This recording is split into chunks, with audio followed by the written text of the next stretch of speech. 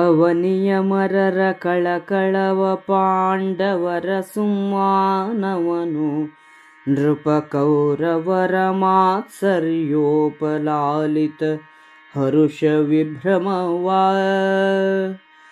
ಅವನಿ ಪಾಲರು ಕಂಡರಿ ಉತ್ಸವವ ಕಂಡಿರೇ ನೀವೆನುತ ತಮ್ಮವರೊಬ್ಬಳೊಬ್ಬರನೊಬ್ಬರುರೆ ನೋಡಿದರು ಬೆರಗಾಗಿ ಕೆಲರು ಪಾಂಡವ ಮೈತ್ರಿಯಿಂದಲಿ ಕೆಲರು ಕೃಷ್ಣನ ಬಲುಮೆಯಲಿ ಕೆಲರು ಧೀರತ್ವದಲ್ಲಿ ಕೆಲರ್ ಅನುಚಿತದ ಭೀತಿಯಲಿ ಕೆಲರಿದೆ ಕೆವಗೆಂದು ಧರಣಿ ವಳಯದವನಿ ಪರಿದ್ದರವರೊಳು ಖಳಶಿರೋಮಣಿ ಮಸಗಿದನು ಭೂಪಾಲ ಕೇಳೆಂದ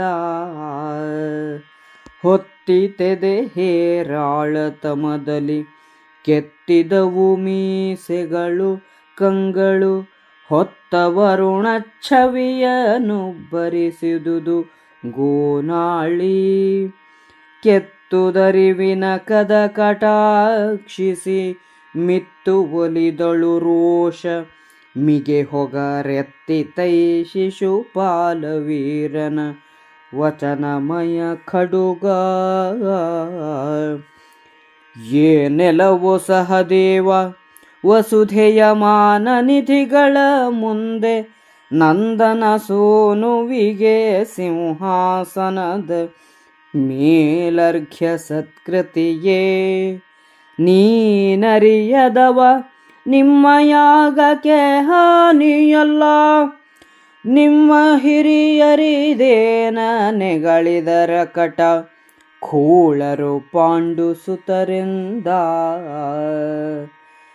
ಯದುಗಳವದಿರು ಮುನ್ನ ರಾಜ್ಯಾಸ್ಪದದ ಸಿಂಹಾಸನಕ್ಕೆ ಬಾಹಿರರ್ ಅದರೊಳೀತನ ಕೋಡಿಯನು ಜಗವೆಲ್ಲ ಬಲ್ಲುದಲೇ ಇದು ಮಹಾಧ್ವರ ಇಲ್ಲಿ ನೆರೆದಿದ್ದುದು ಮಹಾಕ್ಷತ್ರಿಯರು ಗೋವರ ಸದಗನೆಲ್ಲಿಗೆ ಶ್ರೇಷ್ಠನೇ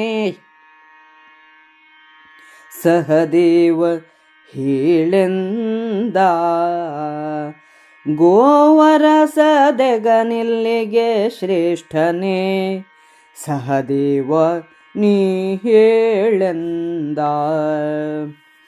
ಬ್ರಾಹ್ಮಣರ ಸಂಭ್ರಮದ ಸದ್ದು ಪಾಂಡವರಿಗಾದ ಮಹಾಸಂತೋಷ.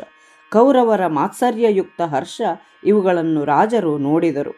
ಇವರ ಉತ್ಸವವನ್ನು ನೋಡಿದಿರಾ ಎನ್ನುತ್ತಾ ತಮ್ಮ ತಮ್ಮಲ್ಲಿ ಒಬ್ಬರನ್ನೊಬ್ಬರು ಬೆರಗಾಗಿ ನೋಡಿದರು.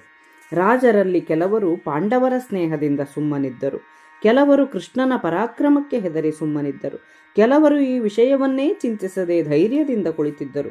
ರಾಜಸೂಯ ಯಾಗದ ಅಗ್ರಪೂಜಾ ಸಭೆಯಲ್ಲಿ ಎದ್ದು ವಿರೋಧಿಸುವುದು ಉಚಿತವಲ್ಲ ಎಂದು ಕೆಲವರು ಸುಮ್ಮನಿದ್ದರು. ಇದರ ಗೊಡವೆ ನಮಗೇಕೆ ಎಂದು ಕೆಲವರು ಸುಮ್ಮನಿದ್ದರು. ಅವರಲ್ಲಿ ಖಳಶಿರೋಮಣಿ ಶಿಶುಪಾಲನು ಕೋಪದಿಂದ ಕುದಿದನು. ಮಹಾಕೋಪದಿಂದ ಶಿಶುಪಾಲನ ಎದೆ ಉರಿಯಿತು, ಮೀಸೆಗಳು ಕುಣಿದವು, ಕಣ್ಣುಗಳಲ್ಲಿ ಕೆಂಪು ಛಾಯೆ ಮೂಡಿತು, ಕಂಠನಾಳವು ಉಬ್ಬಿತು, ಅರಿವಿನ ಕದ ಕಿತ್ತು ಹೋಯಿತು. ಮೃತ್ಯುದೇವತೆಯು ಶಿಶುಪಾಲನಿಗೆ ಒಲಿದು ಓರೆಗಣ್ಣಿನ ನೋಟವನ್ನು ಬೀರಿದಳು.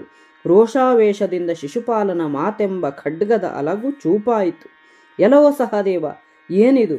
ಸಮಸ್ತ ಭೂಮಂಡಲದ ಮಹಾಮಾನನಿಧಿಗಳ ಮುಂದೆ ನಂದಗೋಪನ ಮಗನನ್ನು ಸಿಂಹಾಸನದ ಮೇಲೆ ಕೂಡಿಸಿ ಅರ್ಘ್ಯವನ್ನು ಕೊಟ್ಟು ಗೌರವಿಸುತ್ತೀರಾ? ನೀನು ತಿಳಿಯದ ಬಾಲಕ, ಇದರಿಂದ ನಿಮ್ಮ ಯಜ್ಞಕ್ಕೆ ಹಾನಿಯಾಗುತ್ತದೆ. ನಿಮ್ಮ ಹಿರಿಯರು ಇದೇನನ್ನು ಮಾಡುತ್ತಿದ್ದಾರೆ? ಪಾಂಡವರು ನೀಚರು ಎಂದು ಶಿಶುಪಾಲನು ಹೇಳಿದನು. ಮೊದಲೇ ಯಾದವರು ಸಿಂಹಾಸನಕ್ಕೆ ಬಾಹಿರರು. ಅದರಲ್ಲಿ ಇವನ ದುರುಳುತನವನ್ನು ಜಗತ್ತೇ ಬಲ್ಲದು. ಇದು ಮಹಾಯಾಗ. ಇಲ್ಲಿ ಮಹಾಕ್ಷತ್ರಿಯರು ಸೇರಿದ್ದಾರೆ. ಇಲ್ಲಿ ಅಲ್ಪನಾದ ಗೋವಳನು ಅಗ್ರಪೂಜೆಗೆ ಯೋಗ್ಯನೇ? ಸಹದೇವ, ನೀನೇ ಹೇಳು ಎಂದು ಶಿಶುಪಾಲನು ಹೇಳಿದನು.